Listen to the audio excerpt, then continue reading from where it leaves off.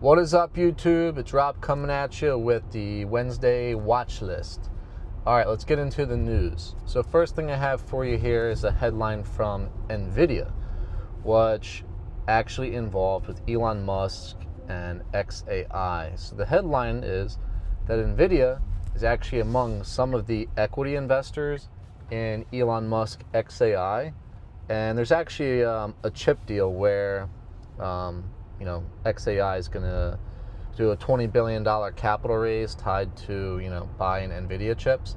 So it's really interesting headline because it's kind of full circle. It's like, well, NVIDIA is going to take an equity position in xAI, and then xAI is going to buy more NVIDIA chips. So, it's kind of like this full circle roundabout where the money just kind of keeps looping around to each other. And you've been noticing that a lot with the AI names. I mean, if I had to do an analogy, it's like, say, I'm a lemon producer, okay? I have a lemon farm, okay? So what I'm gonna do is invest in a lemonade stand, the world's biggest lemonade stand. So when they sell more lemons, or more lemonade, then they have to buy more lemons. So then, it's just this full circle dilemma where the money just keeps flowing back and forth between the companies. So hopefully that analogy explained things. I'm sorry, I'm driving. That might have been horrible. Maybe it painted a picture in your head that described that news headline. But we'll leave that there. So, next headline I have for you is ticker symbol Joby, which was down almost 11% pre-market. Now, this is Joby Aviation, and they actually priced over a $500 million stock offering, around $16.85 per share. And the reason why I wanted to share this headline with you was because you guys have to watch out and be careful for offerings and dilution, okay, from these names that have been running up a lot. I know that there's a bubble in the quantum names right now and, other sectors. And one of the things you have to be worried about with these lower, market cap companies are, they need cash to survive. So if retail investors on the market's going to pump their stock, right, to levels that, are ridiculous, well, management's going to come into the market and say, hey, we need cash. So we're going to sell more shares, okay, at these higher prices. So, if you're going to get in these names, you have to be really careful to, you have to be really careful not to get diluted on. So be very careful with that. So pre-market tomorrow, we actually have Pepsi earnings, okay? And that's one of the hold-ins in our long-term portfolio. So in the morning, I'm going to be looking at the numbers that come out of Pepsi. And, when I originally added this position to the long-term portfolio, it was just a starter position. So we didn't really get to build, large positions in it.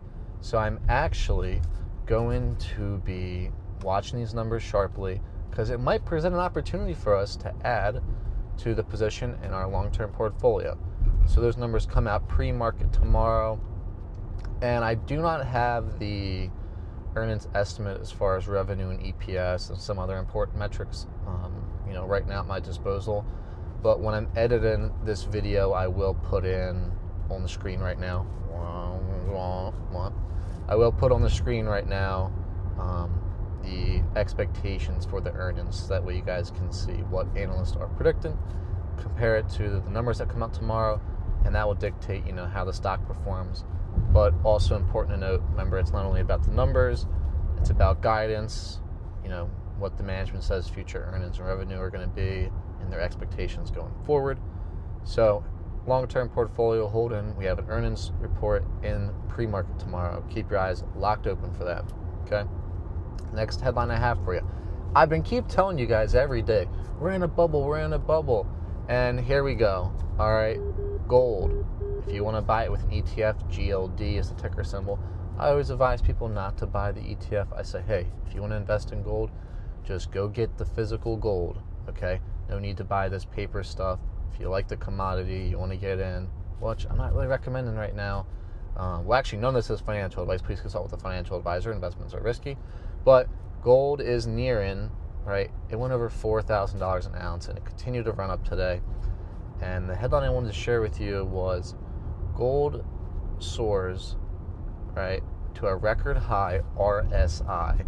Now that stands for Relative Strength Index. And it's one of these technical numbers, a lot of people like to throw on their charts, right, or pay attention to. And, it's not the all be all, right? Oh, the RSI is at all-time high. You got to sell right now. No, that's not what it means. But, it is another thing to pay attention to. What you're seeing where, okay, maybe gold's getting super overextended right now, right? The RSI is at all-time highs, and that doesn't mean it can't keep going up. So, right, the dollar keeps going weaker, if there's still more uncertainty, you can still see the dollar continue this massive run. But nonetheless, gold hit its, all-time high RSI. So definitely, something to pay attention to right there. Next thing I have for you here is Dell, okay, DELL ticker symbol. Now, they actually continued their run from their AI news yesterday. So they popped another 7% today, and they continued the run on the AI news, which was that, yesterday they raised their long-term revenue and earnings growth targets. So management came out and said, hey, Mr. Investors in the stock market, we're actually expecting to make a lot more money because of AI. So, once again, playing the AI bubble. If you want to get on the trades, well, I've been alerting you guys on all this every single day on the watch list, okay? And there you go. There's that news of Dell. Continued to run off of AI news. Okay, what do I have for you next? AMD. Same thing here, okay? They continued to pop another 10% to all-time highs, okay? And they're continuing to run from the news that came out on Monday, where they actually teamed up with OpenAI, where OpenAI is targeting a 10% AMD stake via a multi-billion-dollar chip deal.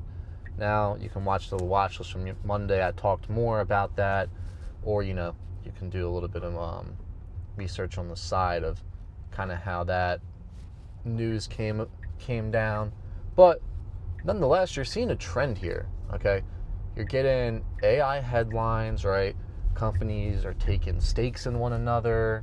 Okay, you're getting AI investing in OpenAI, taking stake in AMD, NVIDIA investing in xAI.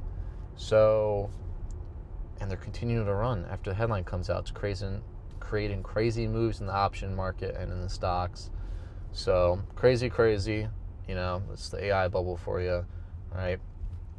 Next thing I have for you here is FIG, FIG, right? We were talking about this on the watch list yesterday. And they're continuing their run up today as well, because ChatGPT, or OpenAI, had a conference.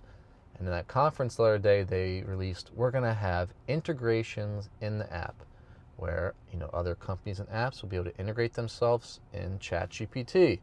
So FIG continued to run today, up another 12%, okay, even after the news was released. Crazy AI bubble. Okay, next thing I have for you here was I kind of wanted to put this whole AI bubble in perspective. And I talked about this on the watch list yesterday about how crazy this is getting. And, the NVIDIA CEO actually came out today and, he said, he was asked about how OpenAI, right, plans to finance its deal with NVIDIA. And he actually said the company doesn't have the money yet. Which, I've been trying to tell everyone, all these multiples in future pricing is based on future revenue, right? The market's trying to front run everything. And short story short, right, he's saying they don't have the money yet, and they're actually going to need to raise the funds through their revenues, okay, equity, or debt. So, okay, like I said, what's going to pop the AI bubble? Well, that's going to be a reduce in AI capex, or, right, these companies actually do not produce a return on investment or generate revenue from all this AI capex, okay? And if that happens, the AI bubble is going to pop because you have all these names running up on future obligations, okay, that might not even come to fruition, okay? So, right, puts it all in full circle here, right? NVIDIA CEO even kind of was talking about that on CNBC. He did a little interview. And then I wanted to talk macro with you guys. So, the Federal Reserve released their Fed minutes today, and, you know, it talked about, you know, where they see, you know, the economy and their interest rate decisions. Because they just did their most recent cut was 25 bips, 25 basis points, right, if you want to sound fancy in the finance world. But breaking it down is just 0.25%, and they did that in September. And what that is the federal funds rate. So the Federal Reserve, right, they can move short-term interest rates, the federal funds rate. It's what the banks, you know, use to lend money to each other overnight, and then all, you know, longer maturity loans in the economy are based off of this short-term lending standard that the Federal Reserve sets. So the most recent cut was 0.25% in September, which sets the current federal funds rate at a range of 4 to 4.25%. Okay. Now, the expected path of these cuts, right, are 2 more additional rate cuts by year end. Okay. So, with that in mind, okay, you know, the logic, okay, the prediction so far is that we're going to get a cut in late October and then in December. So 0.5% for the rest of 2025, with 0.25% coming each month. That is, you know, the predictions that the market's pricing in, and, you know, we don't know how it could come out, right? Maybe, you know, maybe they skip one cut and do a half later in the year. So that's to be determined during, you know, the Federal Reserve meetings. We'll see where that goes. And also for 2026, if you want to go out further and talk about interest rates, well, there is a potential for one additional small cut, right? If, you know, the inflation continues to moderate and the labor market weakens. Because right now that's what's, you know, the Federal Reserve has been saying. They're saying, well, you know, the labor market's been cooling, so that's the reason why we're doing these interest rate cuts. That's, you know, been their saying, okay? Now, I want to talk about the risk about all of this on a macro level. So we actually have stagflation risk, where, right, and even some of the Federal Reserve members that came out and said this, where there's a stagflation scenario. And you might be asking, well, Rob, what is stagflation? Well, that is where inflation remains elevated or going up, while economic growth and employment slow.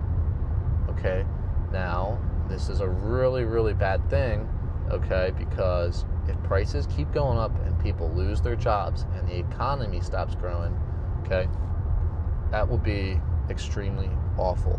And it's really hard for the Federal Reserve to combat that, okay, because they're both these, you know, counterintuitive things. It'd be really hard for them to get that under control. So, you know, the Fed wants to move cautiously, right, with their rate reductions, because they have to balance, okay, inflation, because if they cut too quickly, then inflation could jump up, okay, but if they don't cut rates, well, maybe, you know, then they're going to start the recession. So they're trying to balance everything, okay. You know, they're looking at the job market for hints and other economic data, but that came out of the Fed minutes today, so it gives you some insight into where the Federal Reserve is thinking. So that's all the news I have for you, okay, and everything you need to know for the week. But, you know, once again, I just wanted to take some time to talk about, you know, the long-term portfolio and the trades and everything. You know, there's a lot of opportunity when you're in a bubble like this, you know, with certain markets, okay? It presents a lot of opportunity to make money. You can also lose money, so you got to be really careful. But with the long-term portfolio, I just want everyone to know, like, you know, do not sell out of the long term, okay? Do not get scared, right, if this bubble pops and, you know, the market starts to get super volatile and everything starts to sell off, right? Stay the course, okay? You know, we have the long-term portfolio. You have your monthly deposits. And, you know, we're moving with the market. I mean, right now, while all these growth names in AI are, you know, getting super bubbly, well, that prevents opportunity with value names, okay? Like slow growing companies that don't pay a dividend. Well, you know, the market's not focusing on that right now because they're so focused on all this goddamn AI hype. So it presents opportunities in value names. So that's why you've been seeing, if you're following the long-term picks, you know, I've been scooping up a lot of value names in the market because, well, you know, what am I trying to say? This is ironic, but that's where the value is, in the value names, okay?